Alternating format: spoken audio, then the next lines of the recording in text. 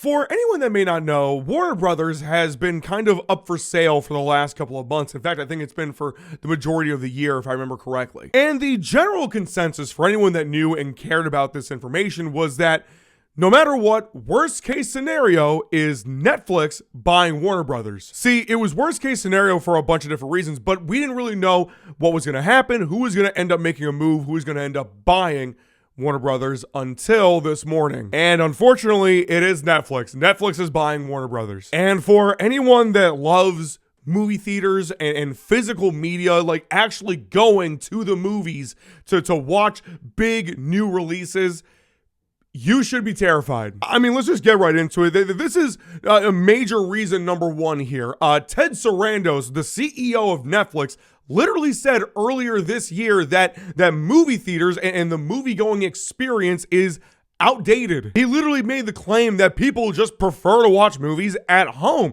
even new releases, which I think is complete BS. The movie-going experience, going to a movie theater, going to the cinema to watch a brand new release like the newest freaking Batman. Like, let's take Batman Part 2, for example. That movie's not set to come out for another couple of years, but now with Netflix acquiring them, it's most likely going to follow the same sort of release model as some of their, titles that they've had, like the Knives Out movies, where sure, they'll release the movies in theaters for like a couple of weeks, maybe like close to a month, but then they'll release it on Netflix on the streaming service at the same time. This is something that Netflix is notorious at. They've done this for so long, and it hurts the film and the box office. It does such irreparable damage to cinemas and filmmaking. And the fact that they're buying Warner Brothers, which includes HBO Max, obviously as a DC, all of that stuff, I can almost certainly guarantee that it's going to follow the same path, and that is not good. The second reason is Ted Sarandos, again, good old Ted,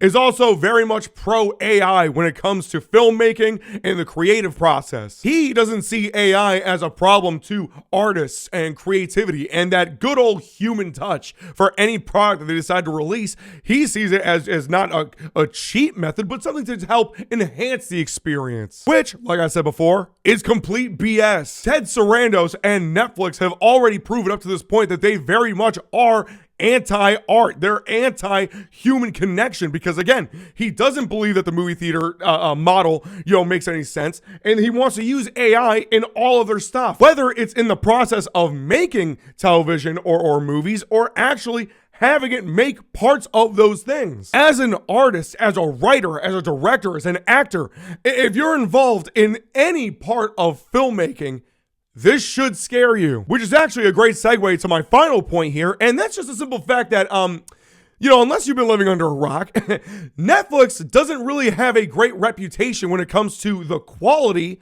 of their products. Now, that doesn't mean that Netflix hasn't made any good things before. That's obviously not the case. They've made some quality shows in the past. However, their entire sort of identity is, some really good stuff and then a bunch of garbage. I mean, seriously, they've been joked at and made fun of for so long for having all these dumb movies and shows on their entire service that nobody likes, that nobody cares about, that's so low effort and half-assed. I mean, they've been memed to death for it. With this acquisition of Warner Brothers, one of the most legendary names in the game when it comes to, the stuff that HBO has made, how they've had DC for a while, and all of their original content, the fact that they're taking over almost certainly gives off the impression that dip in quality is only going to continue with the stuff that they already have. And that's not even considering just the simple fact that this entire monopoly that's going on. Netflix is the largest streaming service in the world.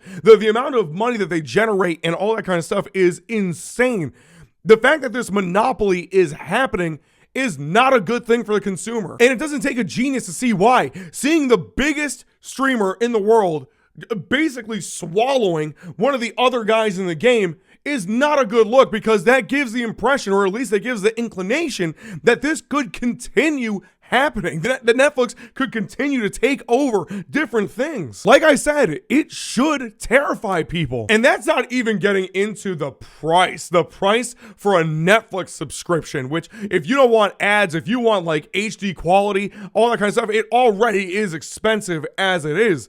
Now that they're acquiring Warner Brothers, yeah, you can almost certainly bet that subscription prices are going to go sky high. In a lot of ways, Netflix is against what the traditional filmmaking and movie-going experience is all about. They are anti-creativity. They are anti-film support. I mean, listen, watching a movie at home doesn't make the same kind of revenue as going to an actual movie theater to watch it with a group full of people that you don't know, but you're excited to see what's going on there. Anyways, it's a magical experience that is going to certainly slowly die now with this acquisition. I mean, look, I'm not saying that movie theaters are going to be just like gone just like that, but this certainly is going to play a part in its slow removal, which is so unbelievably sad because, man, the movie theater is for me the most special and magical place in the world. I know maybe using the MCU is probably not the greatest example to use here, but I mean, come on, man. Like we all remember what happened when we went to see Endgame for the first time, man. Like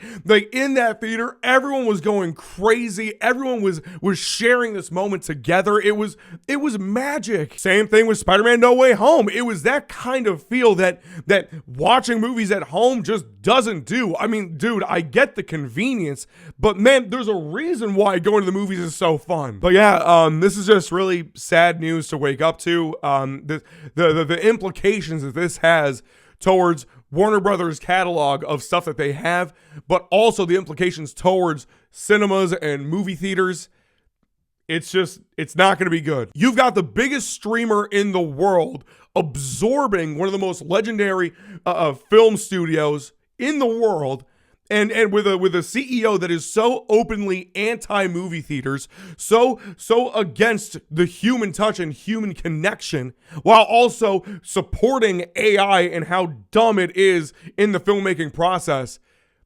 I don't know, man. It's depressing, honestly. But please, let me know in the comments what you think about this entire situation. And until next time, peace.